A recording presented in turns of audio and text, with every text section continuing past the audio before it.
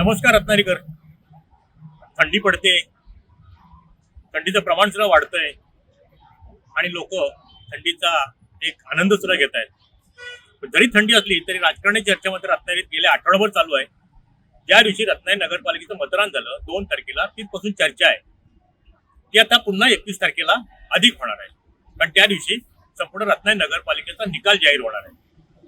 प्रभाग 10 मधली निवडणूक काही कारणास्तव स्थगित झाली, तिचा पुढच्या शनिवारी होणार आहे. त्याचा प्रचार सुद्धा महाविकास आघाडी महायुतीकडनं चालू आहे. पण एकंदरीत रत्नागिरीमध्ये चर्चा कानोकानी नगराध्यक्ष उमेदवार निवडून कोण येणार.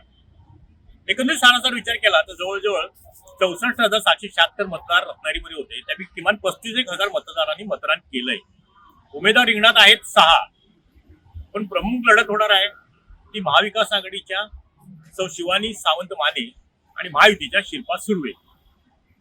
पण एकंदरीतच त्यामध्ये सुद्धा ट्विस्ट निर्माण केलाय तो महायुतीतला एक घटक पक्ष असलेला राष्ट्रवादी काँग्रेस अजितदादा पवार गटाच्या तो वहिदा बशीर मुर्तुजा यांनी. कारण त्यांनी सुद्धा नगराध्यक्ष पदाची निवडणूक लढवली आणि त्यांनी सुद्धा प्रचारामध्ये आघाडी घेतली होती आणि काही ठराविक मतं त्यांच्या पारड्यात पडली तर निर्णयामध्ये बदल नाही झाला तरी निर्णय खालीवर होण्याची शक्यता, मतांमध्ये काही घसरण होण्याची शक्यता नाकारता येत नाही. साधारणपणे 16 प्रभागामध्ये 32 उमेदवार निवडून द्यायचे. महायुतीकडनं 32 उमेदवार, त्यामध्ये 6 भाजपचे होते, 26 शिवसेनेचे होते.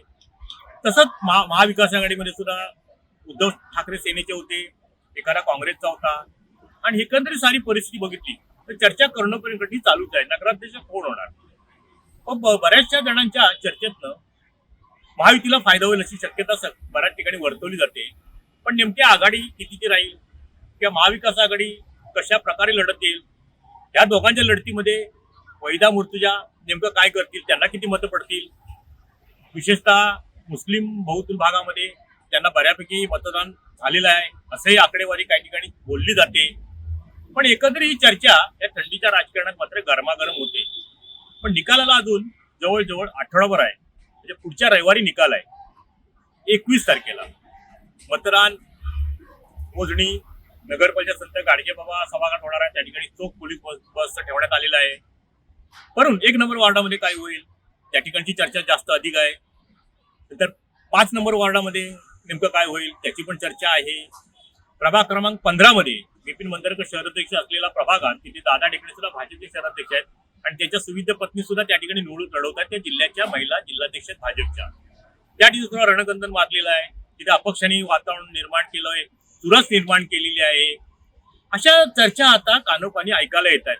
मग ह्या भागातनं कोणाला किती मताधिक्य मिळेल, मग त्या भागातनं कोणाला किती मताधिक्य मिळेल, मग खालच्या भागातून शिल्पाताईंना मिळेल की महाविकास आघाडीच्या शिवानी मानेंना मिळेल.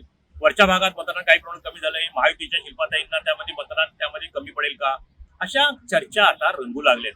पण एकंदरीतच काय निकालाला जरी आठवडाभर असला ना तरी थंडीच्या वातावरणात रत्नागिरीच्या नगराध्यक्षपदाच्या आणि रत्नागिरी नगरपालिकेच्या निवडणुकीची चर्चा मात्र गरमागरम आहे.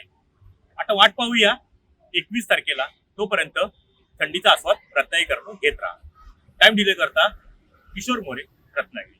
टाइम्स डिजिटलला लाईक करा, शेअर करा, सबस्क्राईब करा आणि बेल आयकॉन दाबायला विसरू नका. Times digital.